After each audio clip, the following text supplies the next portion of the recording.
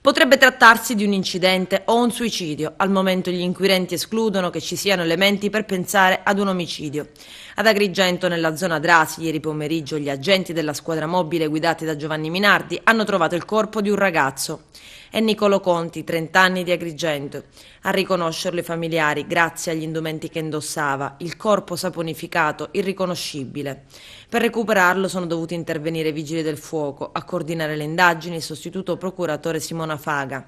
Spetterà all'autopsia decifrare le cause della morte. Per il medico legale Franco Miccichè il ragazzo è sicuramente morto da settimane. Ma facciamo un passo indietro. Gli agenti scoprono il cadavere del ragazzo dopo un accurato e meticoloso sopralluogo. Il giovane obeso è riverso in un canneto con le canne non spezzate e il volto verso il basso. Le indagini partono da una denuncia di scomparsa formalizzata solo 2 giorni fa.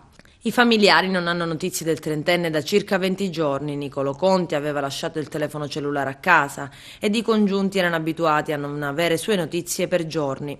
Raccontano agli inquirenti che in momenti di sconforto era solito sparire per 10 o 15 giorni ed una panda rossa intestata alla madre, calogera zambuta ed utilizzata dal ragazzo, è rimasta ferma dai primi giorni di agosto, ad una ventina di metri dal corpo senza vita di Niccolò Conti, lasciata lì impantanata in una strada sterrata con le ruote posteriori incagliate in un fossato, ed ha fatto diversi giri sul web e sul social tra i tanti curiosi che si chiedevano perché fosse stata abbandonata.